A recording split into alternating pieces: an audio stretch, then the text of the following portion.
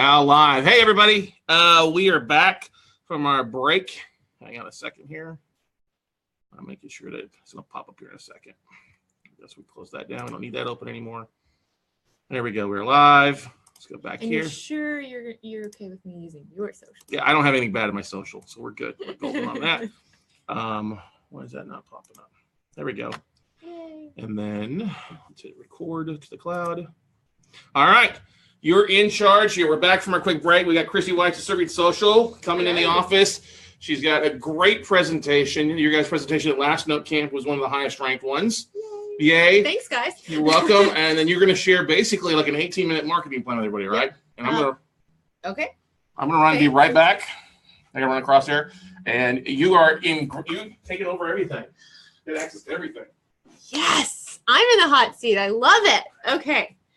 I'm very excited to be back at Note Camp. Of course, you know that I love you guys. The community is awesome. And I love marketing. So I love to sit here and share. I could talk about it all day long. My husband gets a little annoyed at it, but it's still good. It's a good topic.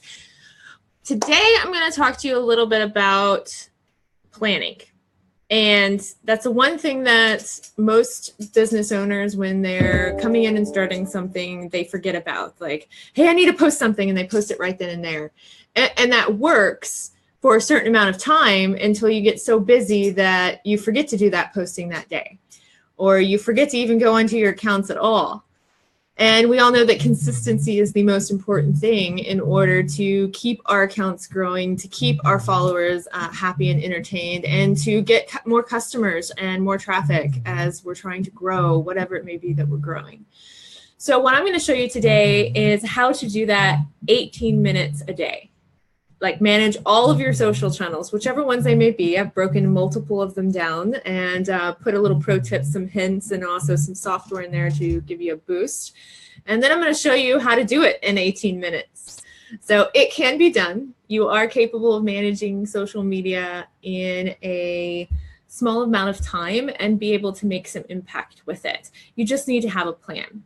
So I'm going to give you full disclosure right now. This is a lot of content. Like, get your pen, get your paper, get your screenshots ready to go.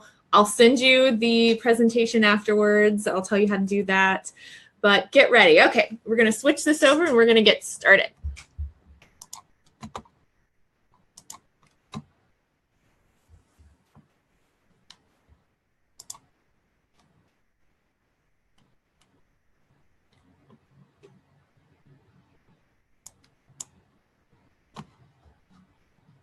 Okay, maybe.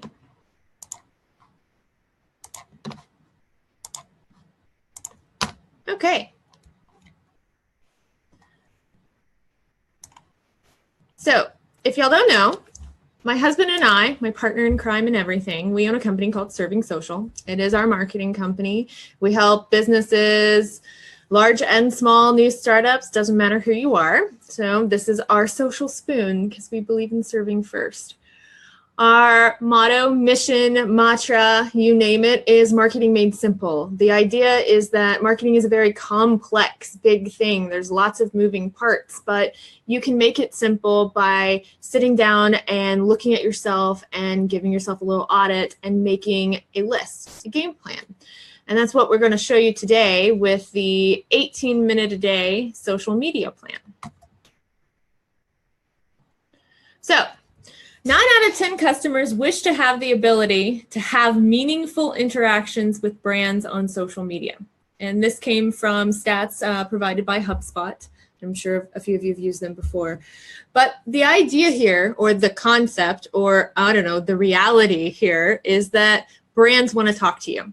They want to know who you are and they want to engage with you. They just don't want to see your stuff. They want to see you. And so all of this is driven in a way where we've broken it down to where you can do each element to give your customer exactly what they need. The first step is engagement, and you're going to do it every single morning for 6 minutes.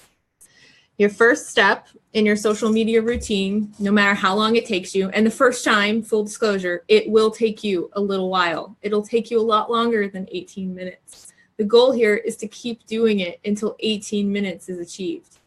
So your first step, no matter how long it takes, should always be to pay attention to your most important audience, your current and potential customers. So these are the people that are already on your networks. They're already talking to you. You're already talking to them. They're already following you. Sometimes we get so caught up in trying to continually grow our accounts that we forget about those that are already there and this community that keeps coming back. They need to be engaged with. And you can do that in a variety of different ways. And you do it differently depending on the social account. So I want you to think about social accounts like personalities. Each one of them has a different type of personality, and therefore you have to speak to it in a different way or interact on it in a different way. So for example, Twitter moves really, really fast. There's lots of postings all the time. It's kind of, I'm here, I'm there, I'm doing my multitasking personality. That's what I would consider Twitter to be. But it's also news and heavy-hitting resources and an opportunity to get on in front of a lot of people really quickly when leveraged properly. Whereas Facebook is one of the oldest social accounts. It's a little bit more laid back. It has an older crowd. And it's used in different ways. It's meant to do personal. It's meant to be engaging with your family. And businesses have managed to find a way to interject themselves in there, whether it be through ads or through meaningful conversations. So I'm going to go in and talk a little bit about how to engage within each social account. So the first thing you're going to do every single day, remember, this is 6 minutes. So for Facebook, review your notifications. It's this nice little globe up here.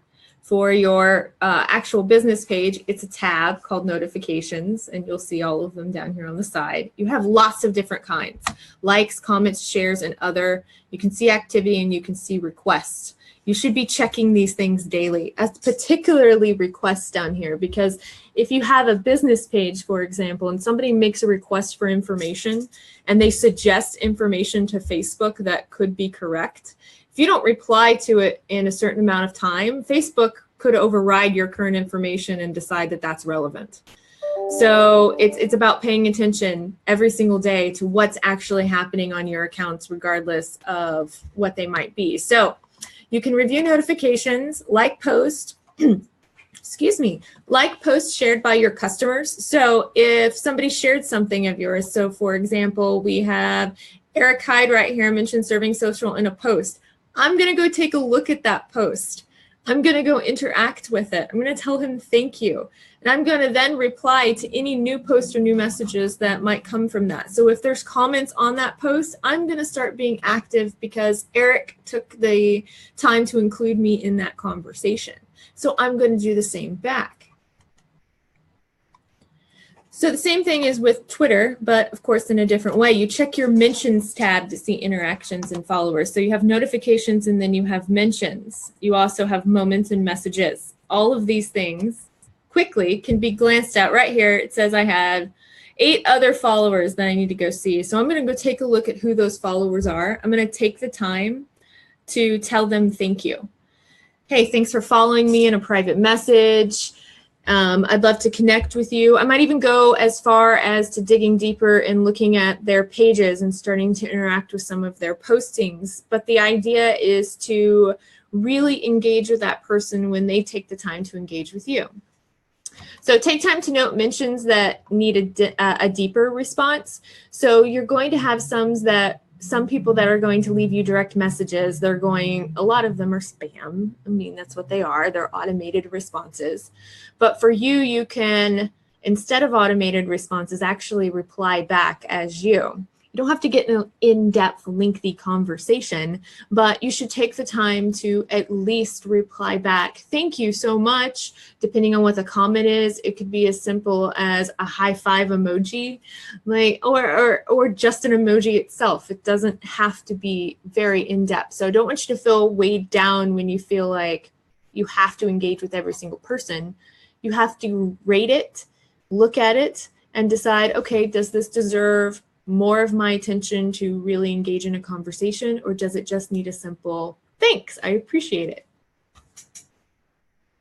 So going into LinkedIn, LinkedIn, of course, can be used in two different ways, both personally for your profile and also for your business profile. So I want you to check and moderate new connections. And when I say moderate, I really mean moderate. Do not accept every new connection that wants to be connected with you, because you want to grow a network in a community that wants to see what you're doing, that you want to interact with your things.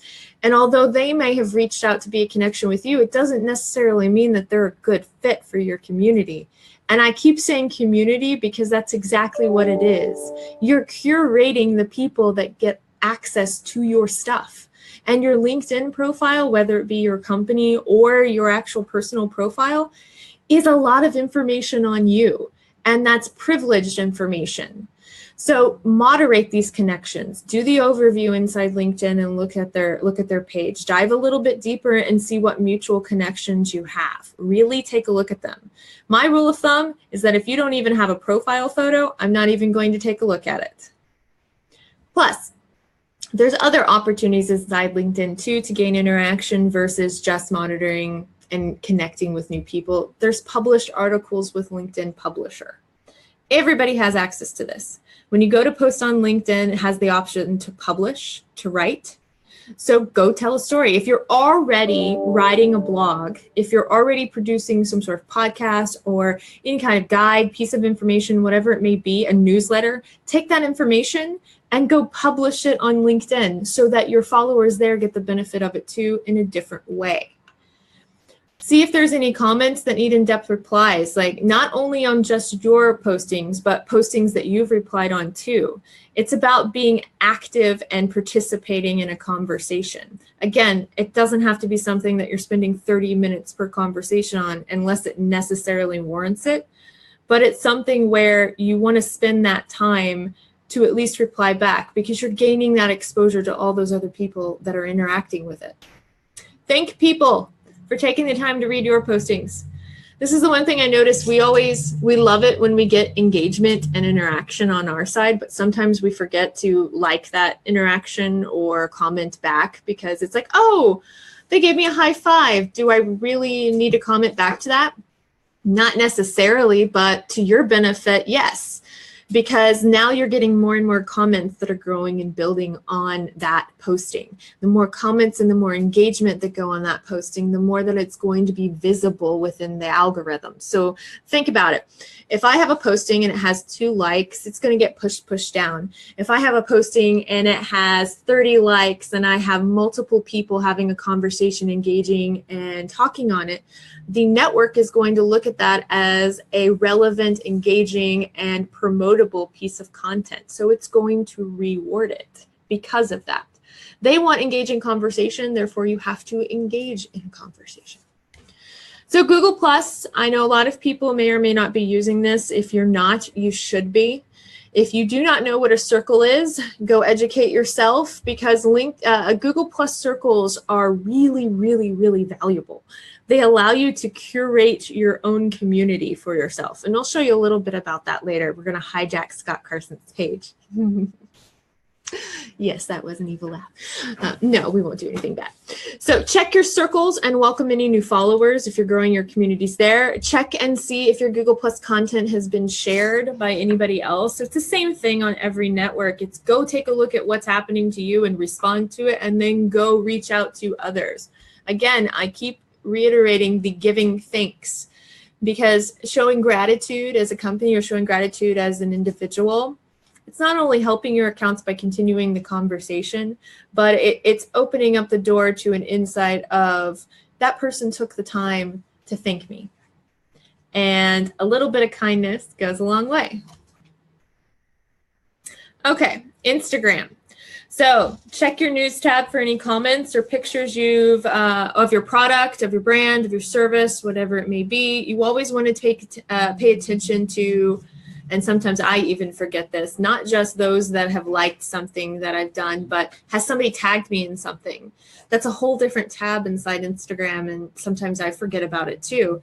And so having this little checklist that you have for every social account that you do every single day helps you kind of remember to pay attention to those. Again, take the time to thank users who tagged you in those postings. And note any photos you can feature on your brand's own Instagram account. So Instagram's all about photos. And I'll tell you right now, I don't always have the best high quality photos that somebody will want to come and engage with. But some of my influencers that I follow and some of the people that I hang out with and my personal friends, they have great postings too that I might want to share. And so the thing I'd like you to take a look at if you have the time is Repost. So Repost is an app that you can download on your phone, and it allows you to go into Instagram, save a link, and then go into Repost and repost it. And what it does is it has this little window at the bottom, which gives credit to the person that you're sharing it from. You can make the edits to it that you want to in terms of light or dark, how you want the presentation to be. It'll even copy the caption from it and carry it over, or you can add your own, which I always recommend that you do both, kind of copy the caption over so that you have the original message that went with the photo, and then add your own layer of story on top of it.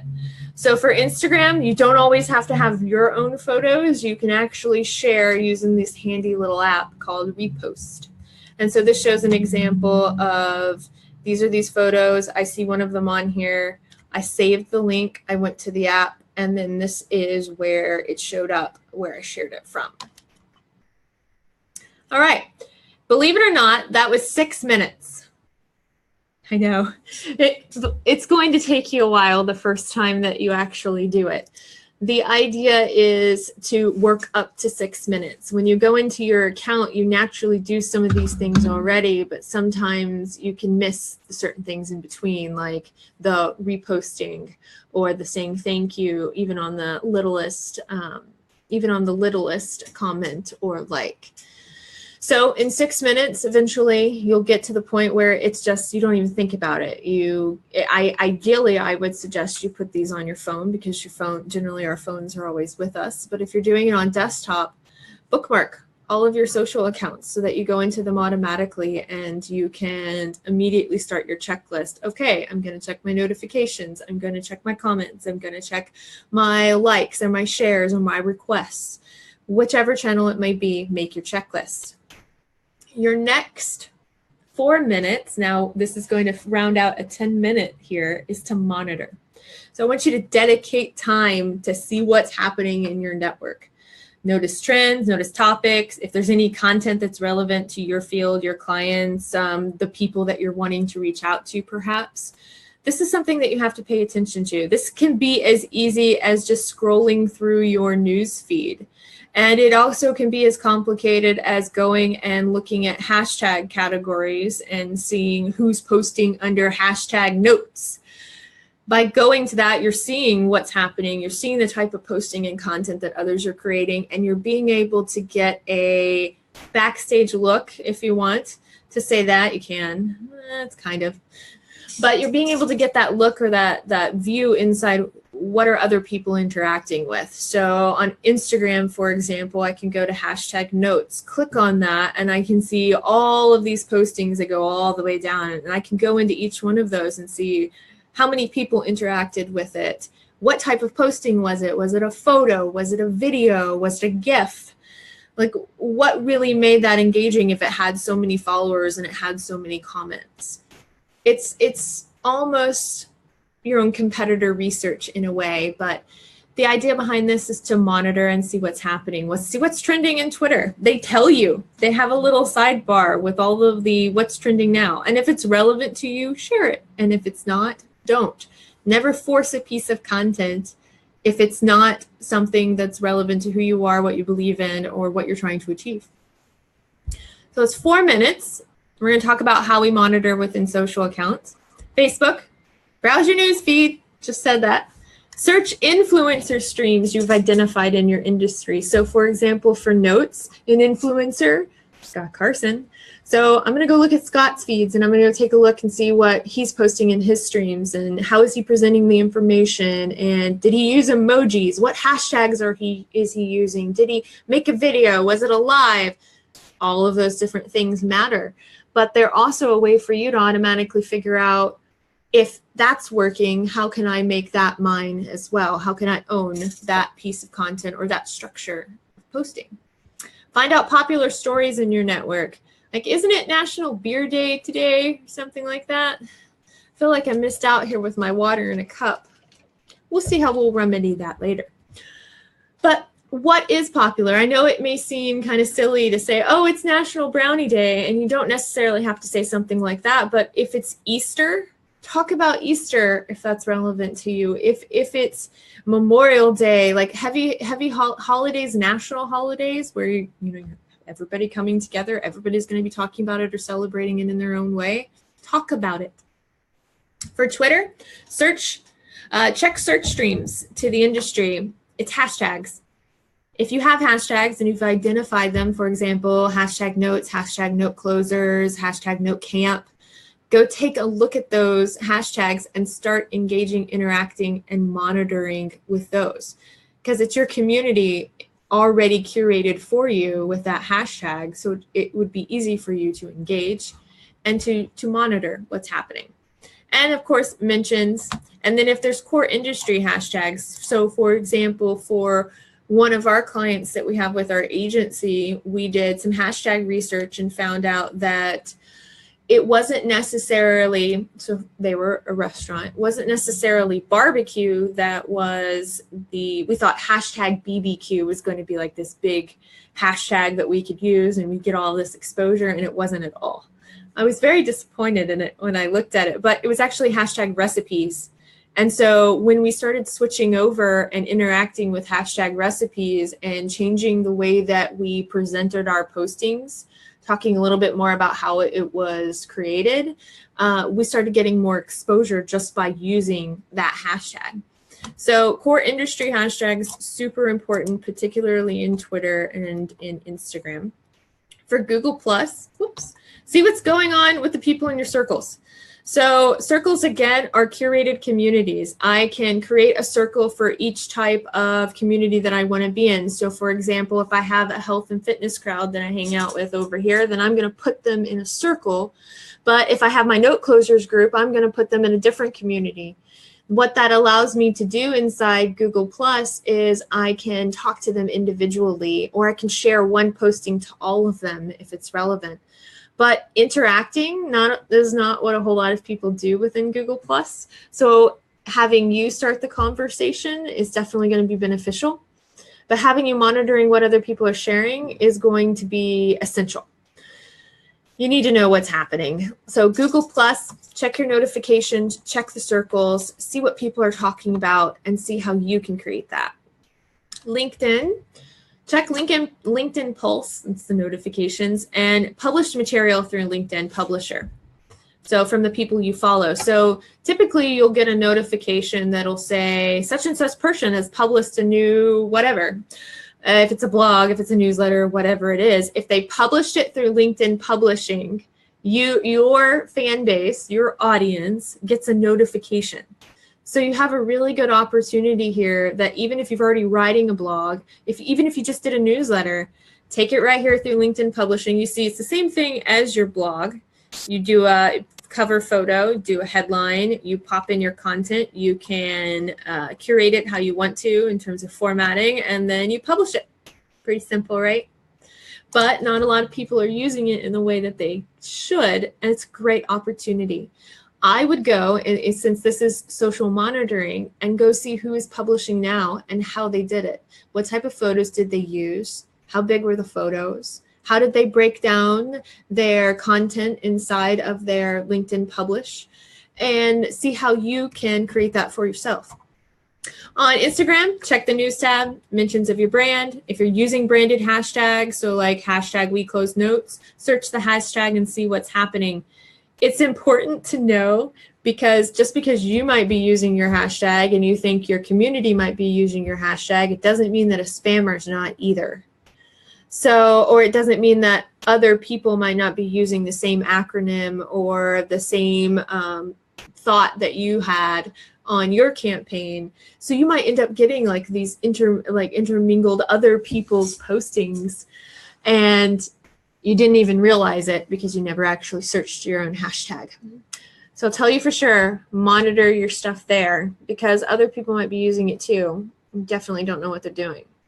So a pro tip on this is take time to check your social networks throughout the day. Big surprise, but often the difference between whether or not your community is growing or not is a timely response. So if you take 2 or 3 days to respond back to somebody, you're going to have, you can have the potential of losing them.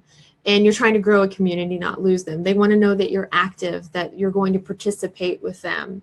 So go an extra step. Set up alerts or @replies for your mobile phone. So every time somebody, you can set these privacy settings to where every time somebody leaves a comment, it pings you on your phone. Now, if you're doing a whole lot of traffic, you probably don't want that. And that would just become part of your regimented routine, your 18 minutes that you always check. But putting these on your phone, like for me, it definitely helps me remember, oh, that person responded to me. That notification stays on my phone until I clear it off. So it's kind of like how I use my inbox, like you keep all your things in there until it's absolutely closed out, replied to, and completed, and then I file it away. You can do the same with your social notifications. So that was 10 minutes. So 10 minutes to go in and reply and interact, and then 10 minutes to do some little bit of research, see what's trending. And then you have 3 minutes for postings. So this is posting in real time. This means not scheduled content as you need to. So if you don't use a scheduler, which if you're not, I recommend that you do, because it allows you to have more time for these 18 minutes and be able to pull back on some of the, oh my gosh, I have to create all this content all at once. No, you create content as you need to create content. So in your social monitoring, if you found a topic, like for example, it's March Madness. So let's say March Madness is happening and I found a really great article and I wanted to share it. This would be that 3 minutes where you would share that piece of content, or you would create your own to that trending topic that you found. But above all, you should always have something interesting and informative for your social media audience. It doesn't matter if it's your content. It doesn't matter if it's your business content. It doesn't matter if it's an influencer, if it's an article you found on Forbes. Share something, because engagement is one thing, but your original content and content that you are sharing that helps support what you're trying to do, or your community in learning, educating, purchasing your product, your service, whatever it may be, is necessary. They need to know that you have interesting topics that they want to see that keeps them coming back. So for 3 minutes, Facebook, post a resource or relevant article, share a relevant article from a trusted source. So I say post a resourceful article, meaning give some education. Maybe it's a tip. Maybe it's a top 10 deal. It's something that teaches them. And then share an article that's from a trusted source. So for example, We Close Notes, or from Scott, or there's multiple others like Aaron Young. Like if you're looking at things there, like share something if it's relevant for you. But this is your checklist for postings. So for Facebook, post a resource, share a relevant article. This guarantees that in this checklist that you're doing today, as you're going through every single day, you're checking those things off, but you're always creating and giving content. So for Twitter, I want you to find a client or influencer's tweet to retweet.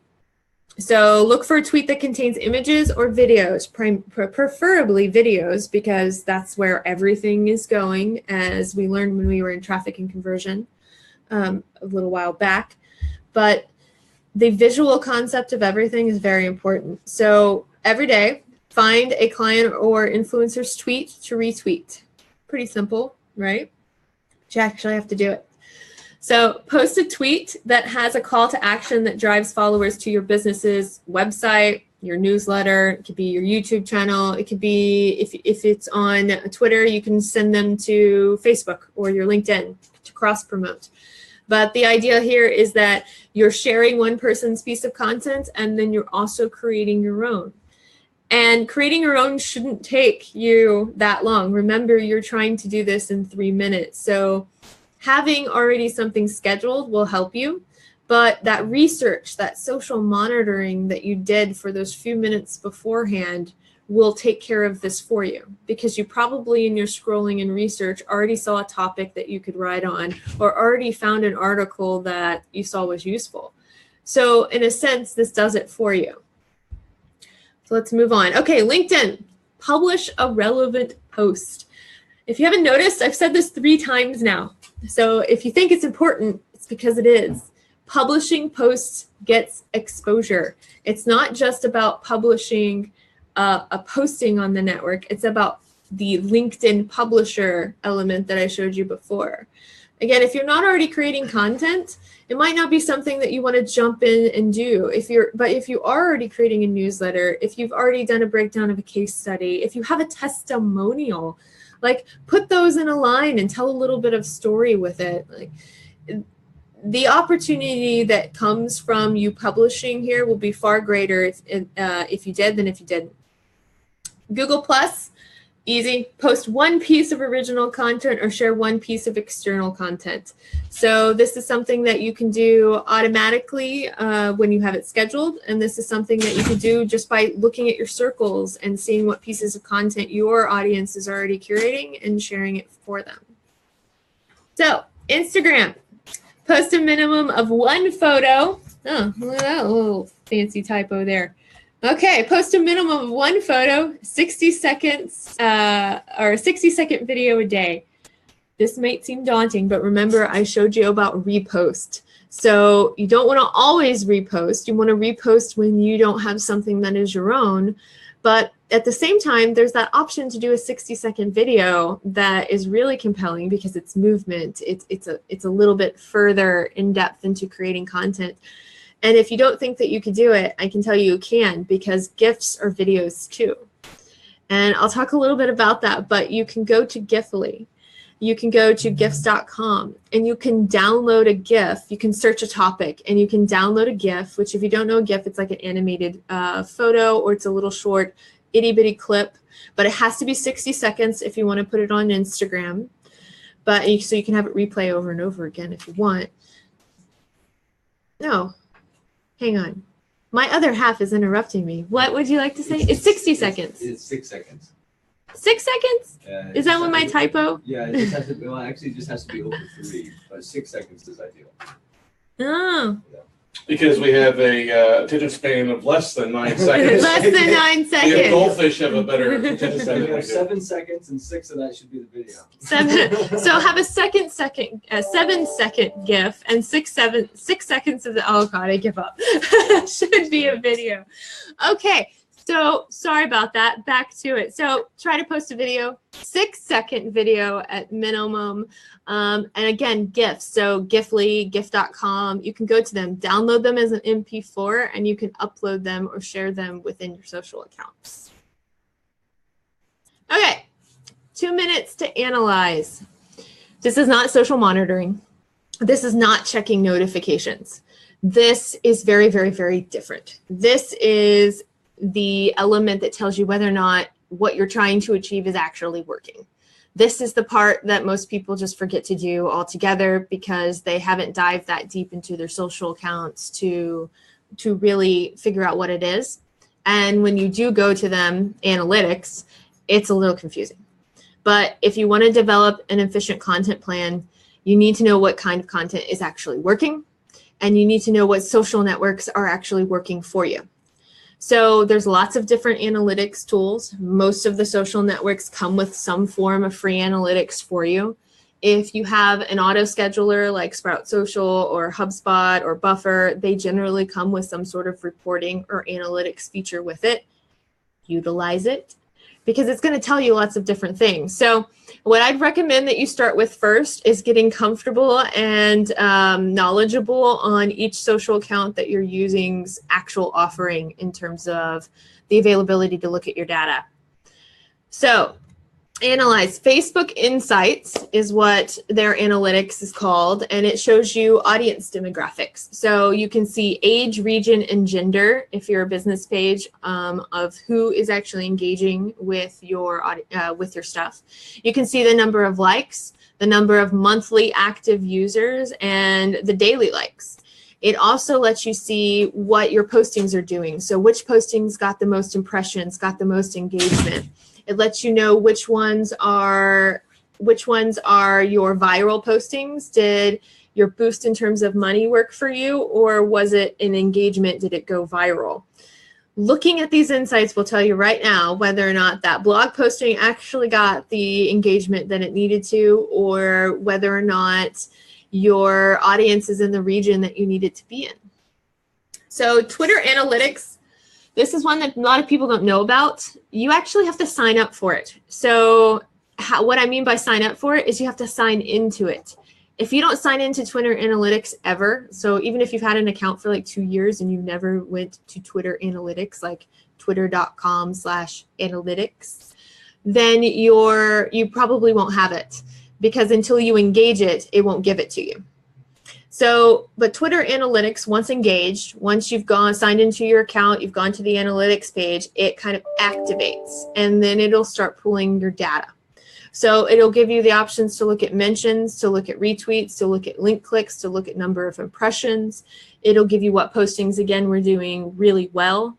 I really like the Twitter Analytics interface because it gives me a 28-day time frame. So I'm able to see that entire month's worth of content that I put out, what was really helpful, what was engaging, how many followers did I get from it, did I gain any followers at all. Like this analyzed portion of things is so essential, because you could be posting all day long and talking to people all day long, but if you're not reaching that goal that you've set out for yourself, if you're not actually getting the engagement that you need to back, you have to change what you're doing. And this is why analytics is important for these particular networks. LinkedIn does offer analytics on the right side of the page for your personal. So you can see who your new connections are, your profile ranking, how are your published posts doing. So you can actually see analytics on these published posts and see whether or not they're getting the engagement, if people are reading them, and how long they're staying on there and reading them. But if you're a company page, it offers a little higher level of analytics: impressions, clicks, interactions, and engagement. So impressions each network has a different meaning of what an impression is. But basically, it's when somebody lingers on your posting for a specific amount of time. It is considered an impression. Of course, we know what a click is. An interaction or engagement is somebody liking my stuff, or engagement, commenting my stuff. And then, did you acquire any followers at all? Again, you want to acquire followers. So if you're posting stuff and you're not getting what you need, then you need to start changing it up. Okay, Google Plus. So Google Plus itself doesn't actually offer analytics. It does it through Google Analytics, which if you have a website and you're not using Google Analytics, you have to get it now. So you're going to have to create a Google account, and then you can Google Analytics and go in. It'll have you log in, and it'll automatically walk you through how to connect your website to it. This is something that if you're not very familiar with setting up, I would recommend that you find someone to help you get that going, because analytics can be tricky. There's lots of layers to it, but when it's set up and working properly, it's a wealth of knowledge. It gives you, for example, I can see who came in on my website, what page they came in on, where they navigated to the next page. Did they fall off of that page? Did they come in from Facebook? What time of day was it? What device was it? Like, I can see all of that data and information about what people are doing with my accounts. And that stuff is just invaluable. When it comes to Instagram, this is relatively new. They have native analytics. So if you are a business page, you actually will start to see at the top of your account where it says 24 people have viewed your page this month, 100 people have viewed your page this month, but it's giving you kind of an overview and a call to action to go take a look at your analytics. So you can see followers, growth, and engagement. This is a little screenshot to show you what you can actually see when you look at the analytics feature within Instagram. Again, you have to be a business page. If it's just a personal page, you're not going to have the luxury of this information. So that's unfortunate, I know. That's where some of the paid tools like HubSpot and Sprout and Buffer, and there's so many more, Meet Edgar, that's where those come in handy, because they can actually give you that data that these native analytics can't. So schedule. This is your last 3 minutes of your 18 minutes a day. So we've done 15 minutes so far. So this last 3 minutes, and I want you to notice schedule is the last block of the 18-minute plan, because I want you to engage first. I want you to research, I want you to review, and then I want you to start scheduling. Because if you've gone through all the steps above, you then should already have it laid out for you to be able to schedule everything that your audience is interested in, that you're interested in, whatever it may be. But scheduling can help you curate content for the next day, for the next month, for the next 2 weeks, whatever your time frame is. But you can pick optimal posting times based on your audience's habits. So remember, if you've gone to analyze and you looked inside Facebook, and guess what? It tells you what day is most of your audience online and what time are they mostly online. So for one of our clients, we noticed she thought, oh, well, all of our people are corporate or they're small business owners, so they're going to be online during the day, and we need to be posting around 1, 2, 3, like around the time that she would think that they would be in the office. But when we went into our accounts, it told us actually that our followers, the majority of our followers, were online at night, like 8 or 9 o'clock at night. And when we started to look back and think about that, we're like, actually, that makes sense, because the audience that we're trying to target, they can't be online during the day. They're working during the day. They're doing their own things during the day. When they finally have dinner, when they put the kids to bed, whatever their evening routine may be, they get online in the evening, at night. And so we started scheduling all of our postings for that time. So that's why analyze before you start to schedule, and you're going to have a better return. So how do we schedule? So for Facebook, starting to think about the types of things that you can schedule, that you could do. So tell a story. Facebook has this fun little feature on their pages now where it says your story. Fill it out. Put a photo there. Write your story. It's like your bio. Your company page is going to have it, and potentially if you have a branding page for your own persona or your brand, not a personal page, you can tell your story too. What we want to know about you. We don't want to know necessarily about what you do. So this is an opportunity for you to tell your why, but also keep that story going, keep that narrative happening. So if you're going through your entrepreneurial journey, talk about it. It can be a little hard at first to get started, but I know it was hard for me to talk about it some. But once you get going, it's just about starting, right? That's what Scott gets on to me about too. It doesn't have to be perfect. You just have to do it. So you have to get started. Why is it everybody says I yell at them? I don't get it. I don't understand it. It's a loving yell. Yeah. It's very loving. It's like my big brother's getting on to me about things. There you go. But it works. So use visually rich photos and video messaging. Facebook Live. I shouldn't have to say that anymore. Facebook Live. Like, one thing we learned at Traffic and Conversion is that Facebook wants to be the next YouTube. Twitter wants to do the same thing. And then eventually it's going to be all video. So if you aren't hopping on the bandwagon with trying video now, you need to do it, because it's already taken off and it's left you. So get started. So rich photos. When I say by rich photos, I mean high quality photography. And this doesn't have to be something that you hire a photographer for. My smartphone right here takes better photo and video than the equipment that I actually own for my company for professional video services. It shoots in 4K. So I use it wherever we go now. And this has been kind of my thing. So I've been logging my photos, and then I'll go back when I'm ready to schedule, and I'll go back to my last 2 weeks and I'll pull out a few photos and I'll tell a story about what happened that day. Or this happened last week, so excited for this event coming up. But one thing I want to keep in mind when you are scheduling is you don't necessarily have to overdo your postings. You don't have to post 5 or 6 times a day. When you're curating your content to be about you, your story, Limit your post 1-2 times a day, but make them rich pieces of content, meaning you've curated and you've spent some time on it. Just don't overdo it. Like, hashtags are great, but I don't want to see 30 of them that are longer than the content that you wrote above it. Think about it.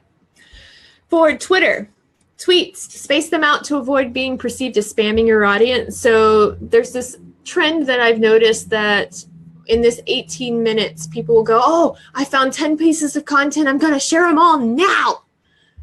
No, just don't, because that's going to hammer your audience. And then you're only sharing 10 tweets in that one small little 18-minute window. And you've lost all of that other time frame that you could be doing things. The thing about Twitter is spread out your tweets. Do one in the morning, one in the evening, one in the afternoon. That way you're not spamming, and you're also reaching the audiences that are online at different times. So include tweets with different formats like photos and videos and links. It doesn't always have to be just text. What I have noticed in one of the little faux pas I will give you of what people are doing is they think, oh, I tweet all the time on Twitter. Okay, we go take a look at it, and it's all stuff that's been fed over from LinkedIn, or it's been fed over from Instagram, and it's no original tweet on the network at all. And I can't see a great preview of a video or photo. I just see a link, and I see them in repetition all the way down. That doesn't make a wall that I necessarily want to come back and see. So it's great to do the feed over, but also keep in mind too that you need to post to the network directly, use it as it was intended to. So, and try different formats. That way we can see your pretty faces and we actually know that there's a human being behind the business. Again, hashtags. It's important. I mentioned a tool in NoteCamp last year that called RightTag, RITETAG. But RightTag allows you to do hashtag research. And also, if you look inside Twitter, it gives you what's trending in terms of hashtags. So you have all of the opportunity to discover what would work for your types of postings. And keep in mind, they might not always be the same. If I go out to dinner, I might, in Instagram, or in Twitter, I might use hashtag dinner or hashtag food porn, because that's a big hashtag, believe it or not, or hashtag foodies, but that might not be relevant for all of my other postings. So keep in mind the type of postings that you're using, what type of hashtags might be relevant for it.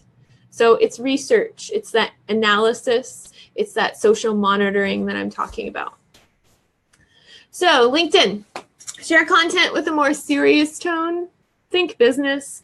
Now, the network has tried to take itself into more of a Facebook type of space, and it hasn't been received well by pretty much a majority of the network.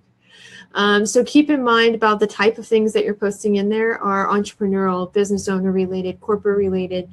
So post content that is oriented to a professional audience. So I'm not going to put a whole bunch of emojis necessarily inside LinkedIn, and I won't necessarily put 15 or 20 hashtags like I would in LinkedIn. It's a different network. You're talking to a different individual. Look at it like an individual. That's how you speak to it. So use LinkedIn Publisher. Again, this is the 4th time, people, if you haven't realized it's important. Or a scheduling tool. Again, I'm promoting scheduling tools because you're all busy. That's for your business. Use a scheduling tool to help you do that. It's a little bit of time up front, but it's worth it in the long run. It's like you can't afford not to do it. So Google+, share any news from your business, what's happening, what's going on. So like, hey, it's NoteCamp and I'm participating. I'm talking to all you peoples. I did that. Share external relevant content to your business related to your business circles. So again, if you're curating those communities, each one of them is going to have a different type of content that you're going to be sharing with them.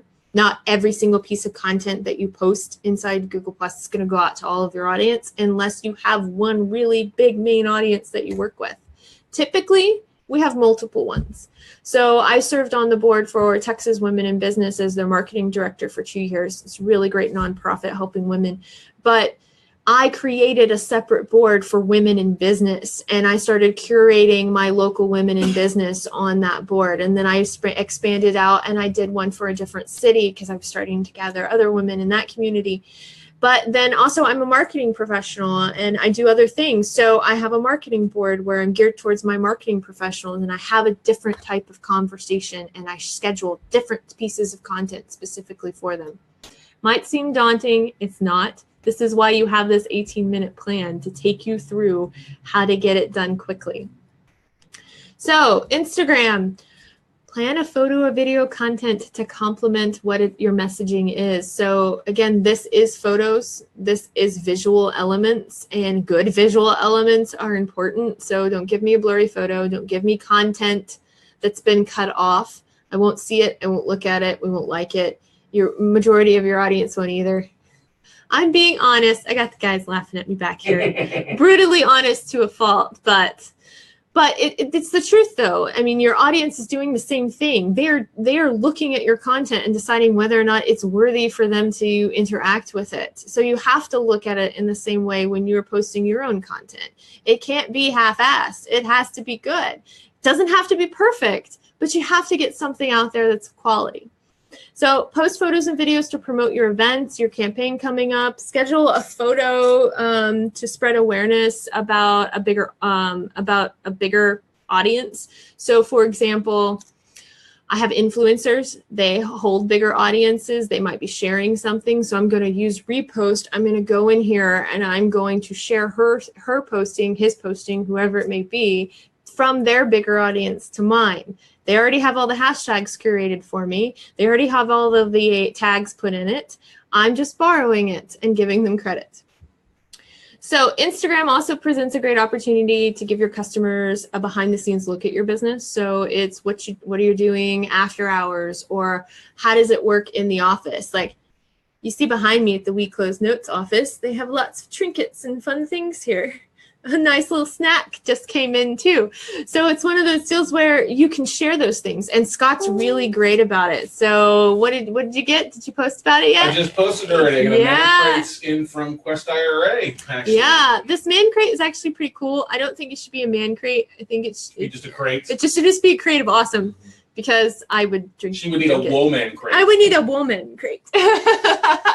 Yeah, but he posted about that. So not only did he tag Quest IRA, not only did he probably look up man crates too, he's shaking his head over here, and put in relevant hashtags, but it was that behind the scenes look of what's happening at We Close Notes that you're engaging with. Try to do the same. Okay, so we're at 4:20, interesting time. Stop shaking your head. I'm going to open up. I see we have some comments up here, so I'm going to open up the QA and see what's going on. Okay. Shannon wants to know how to embed our page on YouTube video. Okay. Are you talking about like adding your page, like adding your YouTube video on your website, like on your page? Or are you talking about posting it on Facebook or on a social network? Because if it's on a social network, you should just be able to grab the video link from YouTube, which is the URL at the top, and take that and drop it into the box, and it should populate a preview of the video.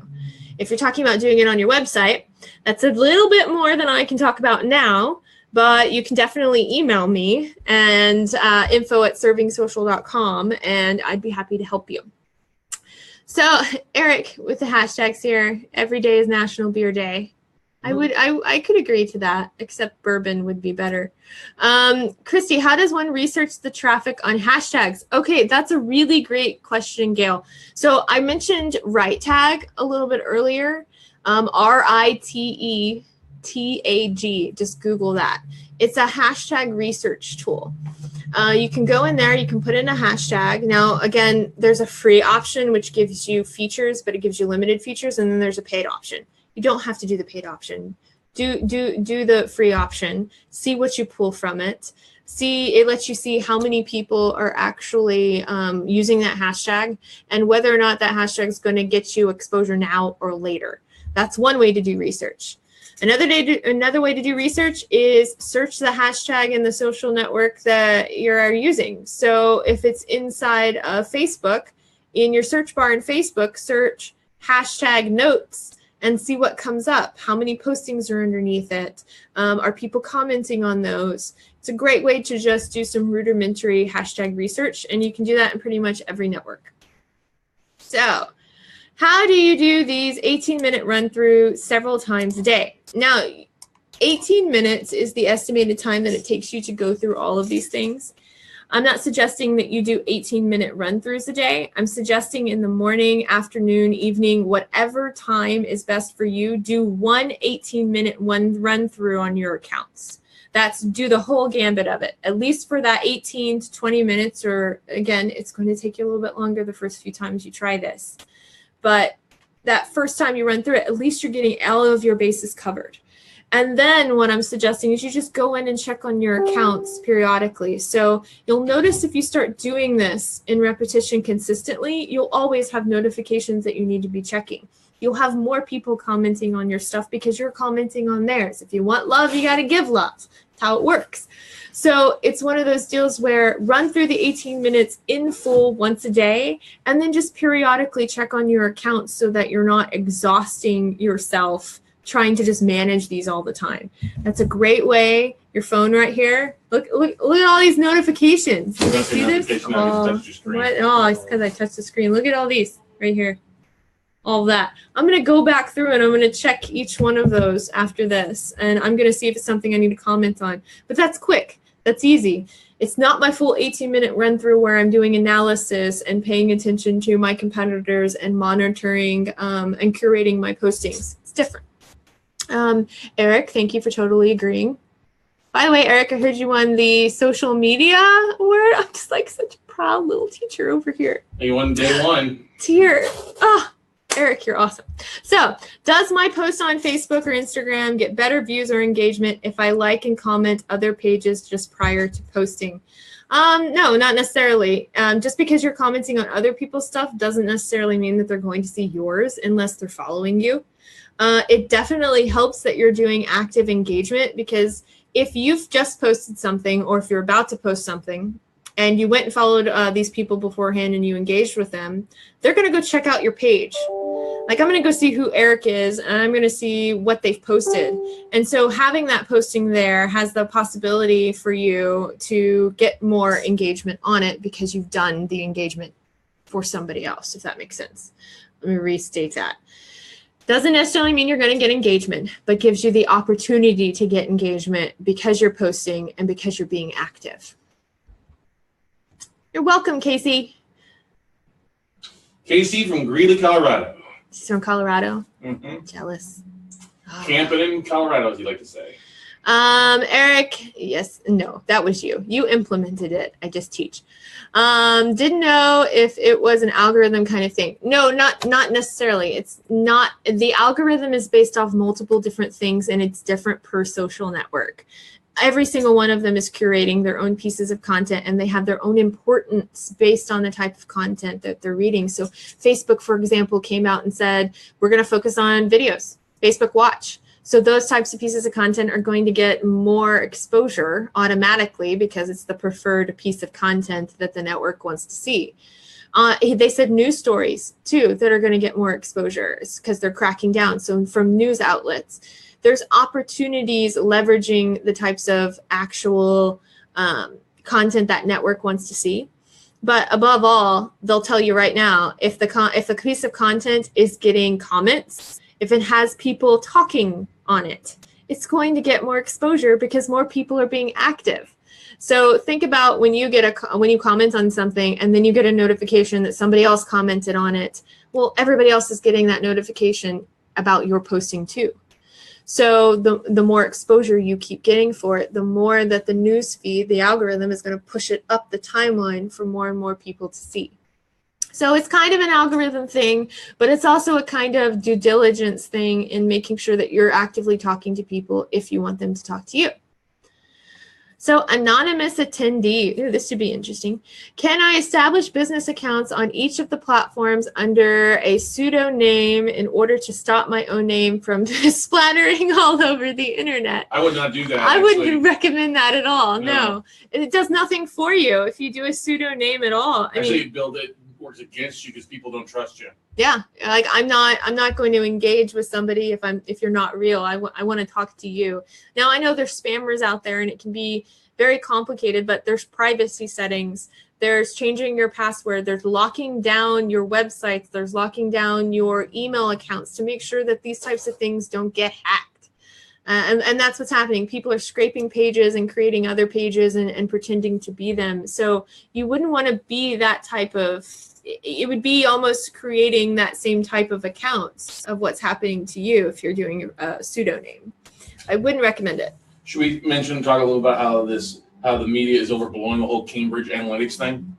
Oh, don't even get me started on that. So, because I think it's important, because I could do a search right now on Facebook. I could go in to create a custom audience, 100,000 people based on people's where they live, what they make, their income levels, what they like, what are their interests, their age group, their education, all that stuff. And I can market directly to them on anything I want to, from a video to a picture, right? Yep. Yeah, so call me. I had more to do with the election than Cambridge Analytics did. It's one of those deals where the more information that you feed to Facebook, like the more you fill out your profile, the more you put more details onto your page, the more likely you are to not have somebody scrape your page. Now, that's not necessarily to mean that they won't, but the more that you're piling onto it, the harder it's going to be for somebody to copy you. And then in regards to the information with the whole Cambridge thing, it's an open API, which means it's an open backend to where if I had an app or something that I wanted to plug into it, which is kind of what happened here, I could pull your information. So if you've given me that information and given Facebook or any other account that information at any point in time, they have it, they use it. I can tell whether or not you're about to sell a house. I can, whether or not you're in a single relationship and I want to sell you this product. It's all of the data that they've been collecting. And that's why it's so important to them to keep collecting it. Not so much as great for us that they are, but think about it as from a business owner's perspective. Without that information, how will you ever set up an ad? Now, it shouldn't be abused. I totally agree. Shouldn't be abused, but the information used correctly and in the appropriate ways that it's supposed to is valuable. It just needs to be safeguarded. And those people actually gave them, told them that they could have access. Yeah, they totally agreed to it. That's the thing. Yeah. For $1? Oh yeah, here. I'll give you my info for $1. You know, and the thing about too, let's go back a little bit, because Facebook has changed the algorithms. A lot of people talk about opening business accounts, but they never post one. Yes. And Facebook just recently changed the algorithm, and I just discovered this because I had this business page of 34,000 people that I started marketing to, and then it went up, and then they changed the algorithm, and it immediately fell flat in its face. Yep. So they want businesses to run ads, or they want businesses to create content that creates conversation. It's community. It's conversation. So if your postings aren't creating engagement, like people commenting on them, I'm not talking likes. Likes are almost kind of fluff at this point in time. I want a comment. I want somebody to say something. The more people are engaging with that, the more that it's going to get seen, particularly as a business page. But they want you to run ads. It's how they make money. It's how they keep things going. And unfortunately, it's the way it is. So, but they tell you, hey, this is the type of content you can be creating. Here's the types of content we prefer. Don't go against it. Play with it. Use Facebook Live the way that it wants to. Upload videos to LinkedIn and to Twitter. Leverage Google Circles in the way that you're supposed to. Use all the hashtags that you need to in Instagram to gain the exposure, but have a high quality photo. Like using the networks as they're telling you to use them.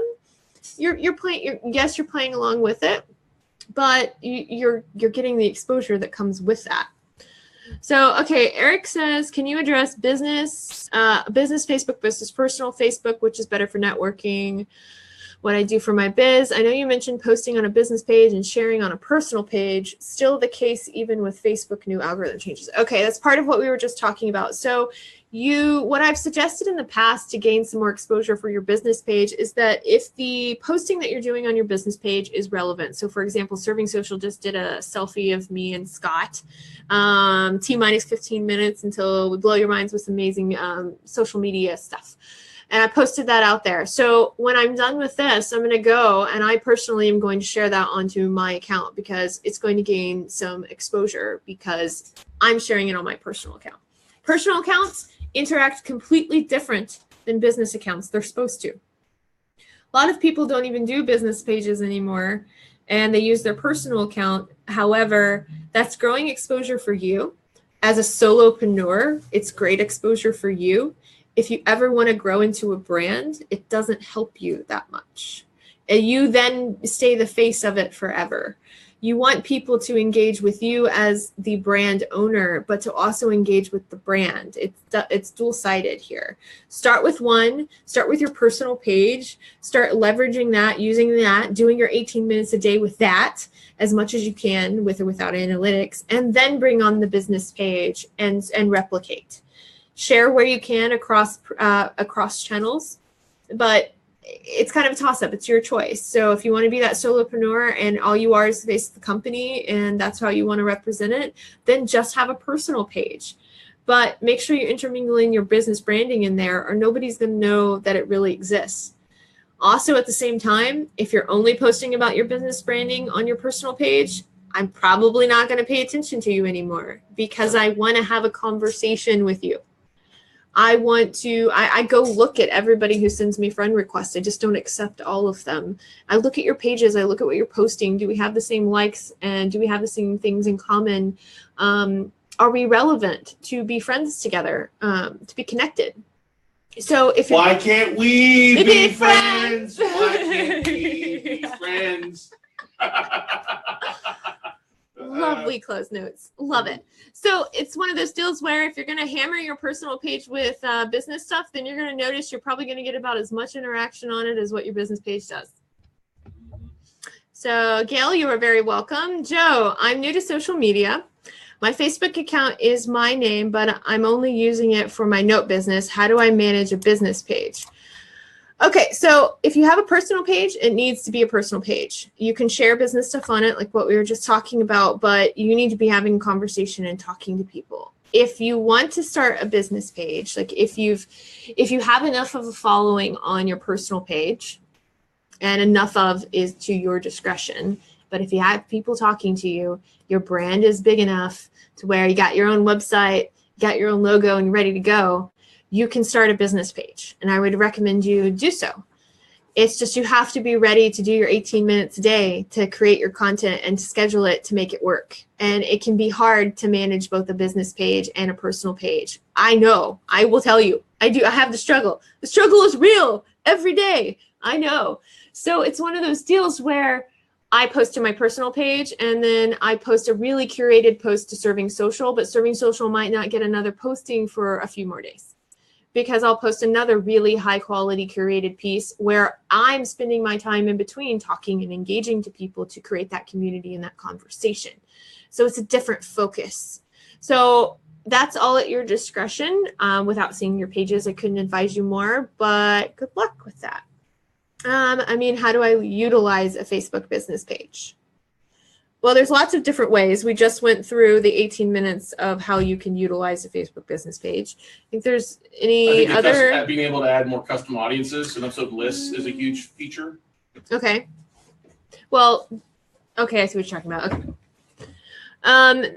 Well, there's also my stories. There's ads. There's notes. So notes in there is a different way or a different feature that you can leverage a Facebook page. There's also apps and plugins that you can, well, it's not plugins, but there's apps that you can install onto Facebook that let you do different things.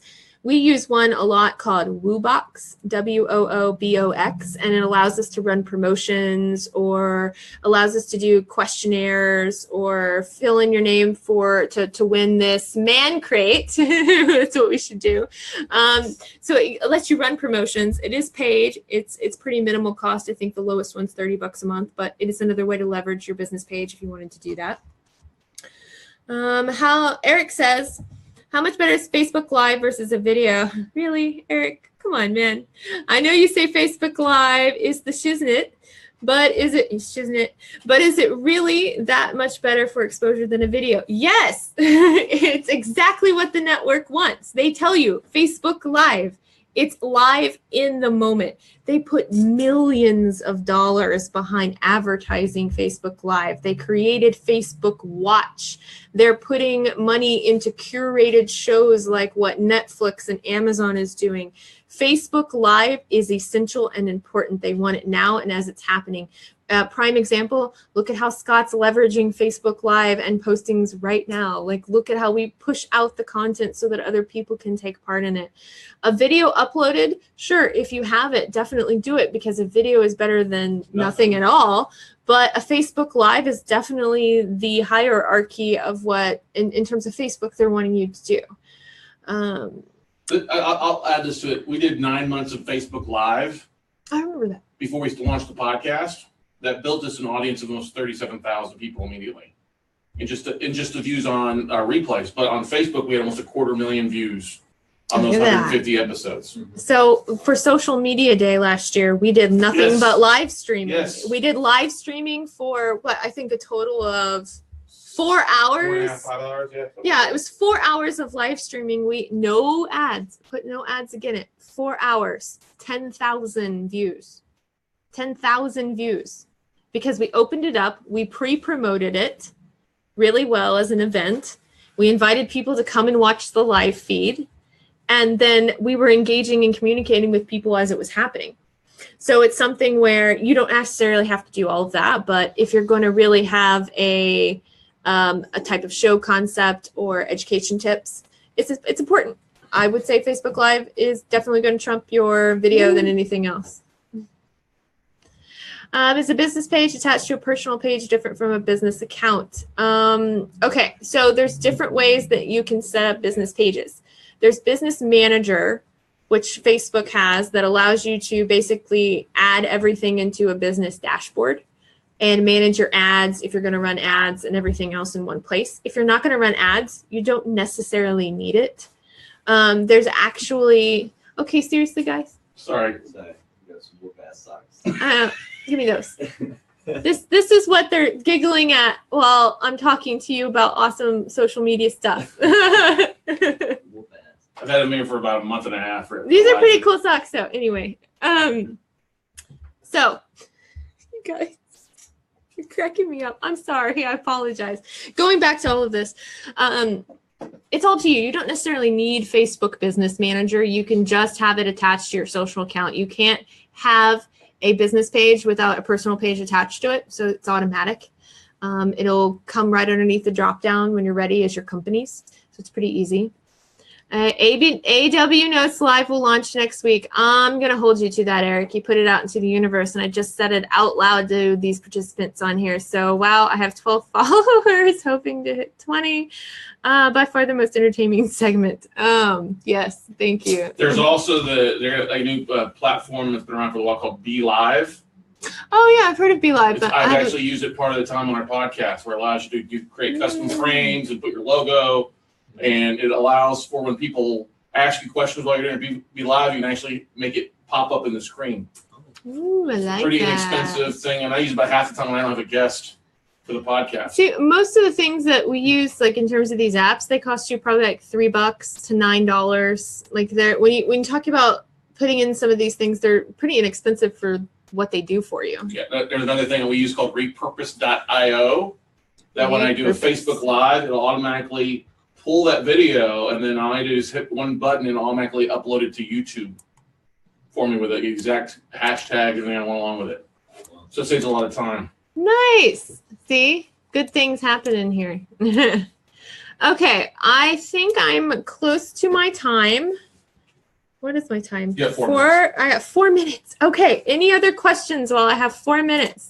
This is a prime opportunity. You've worked with some of our students, though, like Donovan. You've worked with him. I've worked with Donovan. I've worked with Eric. I've worked with, I'm missing one.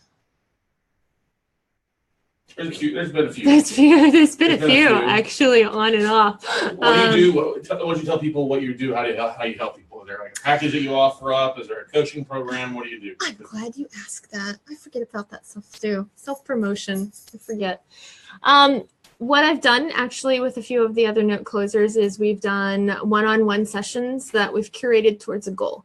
So there's a series of meetings that we set up that takes you through how to manage certain specific things. So we're looking at your brand, we're dissecting it, we're essentially roasting it in a way, but nicely. And then I'm giving you the directions or the guides afterwards to help you get started to where you need to be.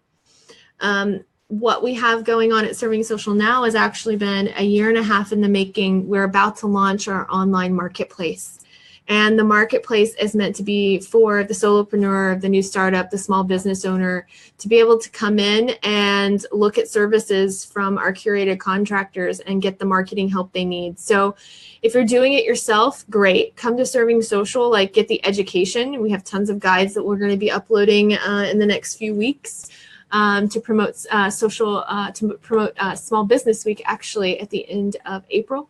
So we're pretty excited about that. But it's downloadable guides that help you get your brand together, or it's the first steps you need to know about Facebook Live. It's one of these presentations right here about the 18-minute social media plan, which, by the way, if you want these slides for the 18-minute social media plan, go to servingsocial.com. Scroll down to the bottom where it says sign up to our newsletter, enter in your details, and I will send it to you. Okay, that's something you got to change. You need to put the sign up on the top part of the fold. Okay, 3 weeks, new marketplace, new website, new everything's launching, and you will see it at the top. There you go. Good stuff. It's always curating, it's always refining, so things are always changing, but we're super excited. A year and a half in the making for being able to put a lot of this stuff together and being able to actually help people the way that we want to. Because marketing, when it's your business, is 80% marketing and it's 20% everything else. It's if you're not doing marketing all the time, you're not doing anything. Like you need to be moving. You need to be out there talking about it and promoting it and speaking to people. And I know there's a lot of platforms that you can do that on, but it's all about figuring out what works for you and taking the baby steps to do it. So get your roadmaps together, take the 18-minute plan, create your own from it, and start doing your consistent daily routine, because that's the one thing that's going to get you started. So I think that wraps it up for me. Again, if you want to work with us, I have our info right up here on the screen, info@servingsocial.com. You can email me if you have some more questions. We can schedule some consultation time. And then reach out to us. Go to servingsocial.com, subscribe to the newsletter, and I'll send you the 18-minute plan. Good stuff. Woo!